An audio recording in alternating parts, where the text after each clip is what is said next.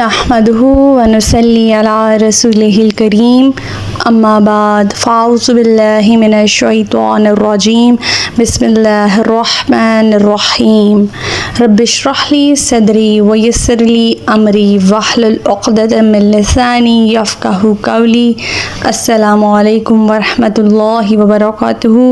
صراط مستقیم میں آپ سب کو خوش آمدید۔ پچھلے سبق میں ہم نے پڑھا تھا کہ اللہ تعالیٰ فرماتے ہیں متقی لوگوں کے لیے دائمی باغ ہیں جن میں وہ ہمیشہ رہیں گے، ان میں نہریں جاری ہوں گی اور جو کچھ بھی وہ چاہیں گے انہیں ملے گا۔ اللہ تعالیٰ پرہیزگاروں کو ایسی ہی جزا دیتے ہیں۔ اللہ تعالیٰ فرماتے ہیں وہ پرہیزگار جو پاک سیرت ہوتے ہیں، جو فرشتے ان کی روح قبض کرنے آتے ہیں تو کہتے ہیں تم پر سلام ہو، جو اچھے عمل تم کرتے رہے اس کے صلے میں جنت میں داخل ہو جاؤ۔ کیا اب یہ لوگ اسی بات کا انتظار کر رہے ہیں کہ ان کے پاس فرشتے آئیں یا تیرے پروردگار کا حکم یعنی کہ عذاب آ جائے؟ ان سے پہلے بھی لوگوں نے یہی کچھ کیا تھا۔ اللہ نے تو ان پر ظلم نہیں کیا، وہ خود ہی اپنے اوپر ظلم کر رہے تھے۔ پھر انہیں اپنے اعمال کے برے نتائج سے دوچار ہونا پڑا اور جس عذاب کا وہ تمسخر اڑایا کرتے تھے اسی نے ان کو گھیر لیا۔ پھر اللہ تعالیٰ فرماتے ہیں مشرکین کہتے ہیں کہ اگر اللہ چاہتا تو نہ ہم اللہ کے سوا کسی چیز کی عبادت کرتے، نہ ہی ہمارے آباء و اجداد، نہ ہی ہم اس کے حکم کے بغیر کسی چیز کو حرام قرار دیتے۔ ان سے پہلے لوگوں نے بھی یہی کچھ کیا تھا۔ رسولوں پر تو صرف یہی ذمہ داری ہے کہ وہ واضح طور پر پیغام پہنچا دیں۔ ہمارا آج کا سبق آیت نمبر 36 سے لے کر آیت نمبر 40 تک ہے، تو آج کا سبق شروع کرتے ہیں۔ بسم اللہ الرحمن الرحیم۔ وَلَقَدْ بَعَثْنَا فِي كُلِّ أُمَّةٍ رَسُولًا أَنِ اعْبُدُوا اللَّهَ وَاجْتَنِبُوا الطَّاغُوتَ فَمِنْهُم مَّنْ هَدَى اللَّهُ وَمِنْهُم مَّنْ حَقَّتْ عَلَيْهِ الضَّلَالَةُ فَسِيرُوا فِي الْأَرْضِ فَانظُرُوا کیف کان عاقبۃ المکذبین۔ ہم نے ہر امت میں ایک رسول بھیجا جو انہیں یہی کہتا تھا کہ اللہ کی عبادت کرو اور طاغوت سے بچو۔ پھر کچھ ایسے لوگ تھے جنہیں اللہ نے ہدایت دے دی اور کچھ ایسے تھے جن پر گمراہی ثابت ہو گئی۔ سو تم زمین میں چھل پھر کر دیکھ لو کہ جھٹلانے والوں کا کیا انجام ہوا۔ اب یہاں پہ بہت امپورٹنٹ کانسیپٹ جو ہم پڑھیں گے آج سیکھیں گے وہ ہے طاغوت۔ طاغوت کا اطلاق ہر شخص، ادارے، بادشاہ، حکومت پر ہوتا ہے جو اللہ کا نافرمان ہو اور لوگ اس کی اطاعت کرنے پر مجبور ہوں۔ ایسا شخص یا ادارہ یا بادشاہ اللہ کا باغی ہوتا ہے اور اپنے زیر اثر لوگوں کو اپنی بات منوانا چاہتا ہے، اور شیطان کا بھی یہی کام ہوتا ہے۔ لہٰذا اس لفظ کے ترجمے میں عموماً شیطان بھی آ جاتا ہے۔ اگر انسان اللہ کے احکام کی پرواہ نہ کرتے ہوئے اپنے ہی نفس کی اتباع کرے گا تو اس کے نفس پر بھی طاغوت کا معنی جو ہے وہ اس کا اطلاق ہوگا۔ اللہ تعالیٰ فرما رہے ہیں کہ جب بھی کوئی رسول اپنی قوم کی طرف بھیجا گیا تو اس نے اللہ کی عبادت اور اپنی فرمانبرداری کی دعوت دی۔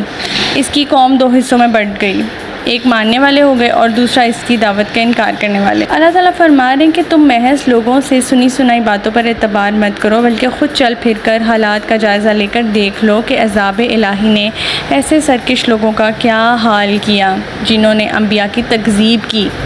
ہم نے پڑھا اس میں قوم عاد تھیں، قوم سمود تھے، قوم لوط تھیں، اصحاب مدین اور فرعون جیسی قومیں تھیں۔ یہ سب عرب کے آس پاس ہی واقع تھیں۔ تو اللہ تعالیٰ فرما رہے ہیں کہ کیا تم لوگ ان سب سے سبق حاصل نہیں کرتے؟ آیت نمبر 37۔ ان تحرص علی ہداہم فإن اللہ لیہدی من یضل وما لہم من ناصرین۔ ایسے لوگوں کی ہدایت کے لیے آپ خود کتنی ہی خواہش کر لیں، اللہ جسے گمراہ کر دے اسے کوئی راہ نہیں دکھا سکتا اور ان کا کوئی مددگار بھی نہیں ہوتا۔ یعنی اللہ تعالیٰ فرما رہے ہیں کہ جو لوگ پیغمبروں کی دعوت کا انکار کرتے ہیں، رسولوں کی تکذیب کرتے ہیں، اللہ تعالیٰ کی کائنات میں ہر سو بکھری قدرتوں پر غور نہیں کرتے، نہ ہی ایسے اقوام کے حالات سے سبق حاصل کرتے ہیں، عبرت حاصل کرتے ہیں، تو بس یہ سمجھنا کافی ہے کہ گمراہی ان کے مقدر میں لکھی جا چکی ہے۔ اب چاہے ہم کتنی ہی خواہش کیوں نہ کریں کہ وہ ایمان لے آئیں اور گمراہی میں نہ رہیں، اب ان کا دل کبھی بھی ایمان کی طرف مائل نہیں ہو سکتا اور ان کا کوئی بھی مددگار نہیں ہو سکتا، کیونکہ اللہ جسے گمراہ کر دے اسے کوئی راہ دکھانے والا نہیں ہو سکتا۔ آیت نمبر 38۔ وَأَقْسَمُوا بِاللَّهِ جَهْدَ أَيْمَانِهِمْ لَا يَبْعَثُ اللَّهُ مَن يَمُوتُ بَلَىٰ وَعْدًا عَلَيْهِ حَقًّا وَلَٰكِنَّ أَكْثَرَ النَّاسِ لَا يَعْلَمُونَ۔ وہ اللہ کی پکی قسمیں کھا کر کہتے ہیں کہ جو مر جاتا ہے اللہ اسے دوبارہ نہیں اٹھائے گا۔ اٹھائے گا کیوں نہیں؟ یہ تو ایسا وعدہ ہے جسے پورا کرنا اللہ کے ذمہ ہے، لیکن اکثر لوگ جانتے نہیں۔ اللہ تعالیٰ فرما رہے ہیں کہ جب انہیں برے انجام سے ڈرایا جاتا ہے تو وہ اللہ کی قسمیں کھانے لگتے ہیں، ایسی اللہ کی پختی قسمیں کہ دوبارہ جی اٹھنے کی بات سراسر خلاف عقل بات ہے، حالانکہ ان کا یہ دعویٰ خلاف عقل اور جہالت پر مبنی ہے، کیونکہ کائنات کی ہر چیز اس بات کی گواہی دیتی ہے کہ اللہ جو چاہتا ہے اسے کرنے کی پوری قدرت رکھتا ہے، تو کیوں نہیں وہ دوبارہ زندہ کرنے پر قدرت رکھتا۔ آیت نمبر 39 لِيُبَيِّنَ لَهُمُ الَّذِي يَخْتَلِفُونَ فِيهِ وَلِيَعْلَمَ الَّذِينَ كَفَرُوا أَنَّهُمْ كَانُوا كَاذِبِينَ۔ یہ اٹھانا اس لیے ضروری ہے کہ اللہ ان پر وہ حقیقت واضح کر دے جس میں یہ اختلاف کر رہے ہیں، اور اس لیے بھی ضروری ہے کہ کافر جان لے کے وہی جھوٹے ہیں۔ اللہ تعالیٰ نے مشرکین مکہ کے اس دعوے کا نقلی جواب یہ دیا ہے کہ یہ اللہ کا وعدہ ہے جسے وہ پورا کر کے رہے گا، اور یہ وعدہ سابقہ انبیاء کی زبان سے لوگوں کو بتایا جا چکا ہے۔ نیز یہ وہ وعدہ ہے کہ جو ہمارے پاس الہامی کتابیں ہیں ان میں بھی موجود ہے۔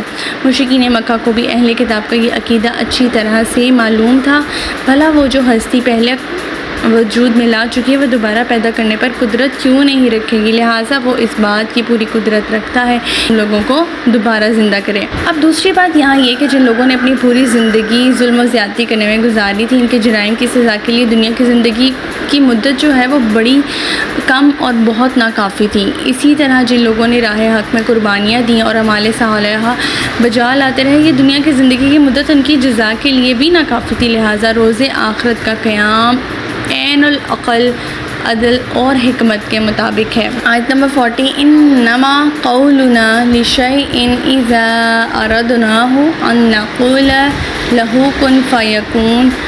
ہم تو جب کسی چیز کا ارادہ کر لیتے ہیں تو بس اتنا ہی کہہ دیتے ہیں کہ ہو جا، اور وہ ہو جاتی ہے۔ اللہ تعالیٰ فرما رہے ہیں کہ ہمارا ارادہ کر لینا ہی کافی ہے، اللہ کا ارادہ کر لینا ہی اس کا حکم ہے، اسے اپنی زبان سے کن کا لفظ ادا کرنے کی ضرورت نہیں، بلکہ اس کا ارادہ ہی اس کے حکم کا درجہ رکھتا ہے، اور جب وہ ارادہ کرتا ہے تو اس کی تکمیل کے لیے اسباب بھی پیدا ہو جاتے ہیں اور وہ کام ہو کر رہتا ہے، اور جتنے عرصے میں اللہ اسے وجود میں لانا چاہتا ہے اتنے عرصے ہی میں وہ چیز وجود میں آ جاتی ہے۔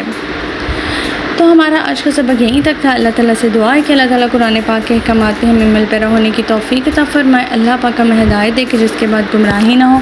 ربنا لا تزغ قلوبنا بعد إذ هديتنا وهب لنا من لدنك رحمة إنك أنت الوهاب سبحانك اللهم وبحمدك أشهد أن لا إله إلا أنت أستغفرك وأتوب إليك۔ السلام علیکم ورحمۃ اللہ وبرکاتہ۔